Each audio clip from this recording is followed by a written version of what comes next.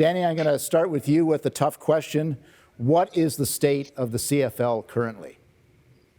Well, that's a great question. That's a question that I wish I had an answer for, but I can honestly tell you today that there's been a lot of dialogue here over the last little while since we determined that 2020 season, and there's been a lot of efforts that are focused and concentrated around the 2021 season. There's a lot of brainstorming as we speak. I know that there's been multiple conversations that have taken place, whether it's at the president's level, the governor's level, and even on the football ops level. So we realize that the model needs some change, some modification, needs to be adapted, and we're also, well, like you're well aware, we're dealing with this pandemic, so we're dealing with a new reality here in the next little while as far as the 2021 season is concerned. But there's a lot of optimism, there's a lot of hard work that's invested here as we speak, and we're looking forward to what the future has in store for the CFL in 2021. Howard Sokolowski, you are no longer invested as an owner, but of course, I'm sure you've got some emotional investment in the CFL as a former owner of the Toronto Argonauts. What's your perspective looking at the CFL right now? How would you rate its state of activity and its future right now? Well, let me if I could just start going back 45 years, just briefly, Tony. I love the CFL. I think the CFL so deserves to remain. I think it's a Canadian institution.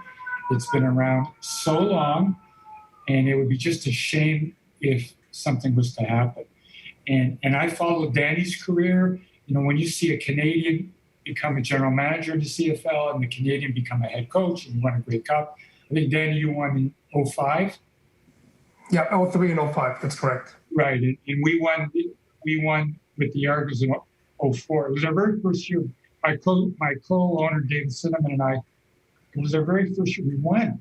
It was like, this is easy. This could happen all the time. But of course, it never happened again in our 10 years we owned the club. So I don't know what's going on behind the closed doors now in the boardroom of the CFL. I just hope there is some answer. I'm like a fan, and I'll be a fan till the day I die, Danny.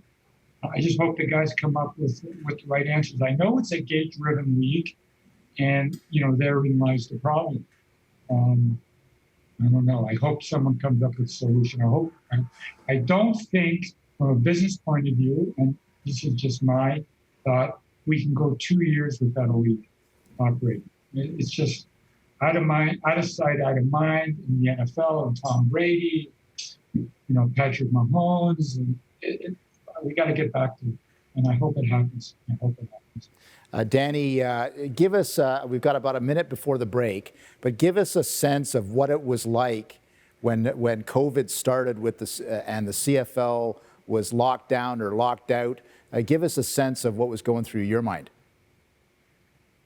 Well, I left the Montreal Alouettes in 2002 to move out west with the Edmonton Eskimos, and I always thought that within a year or two I'd come back and be part of the Montreal Alouettes again.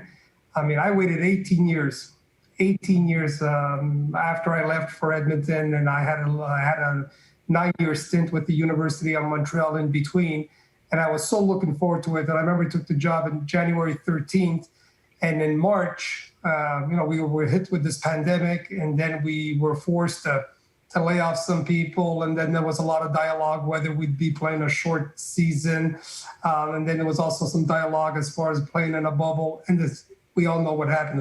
It never came to fruition. So, it stung, it hurt.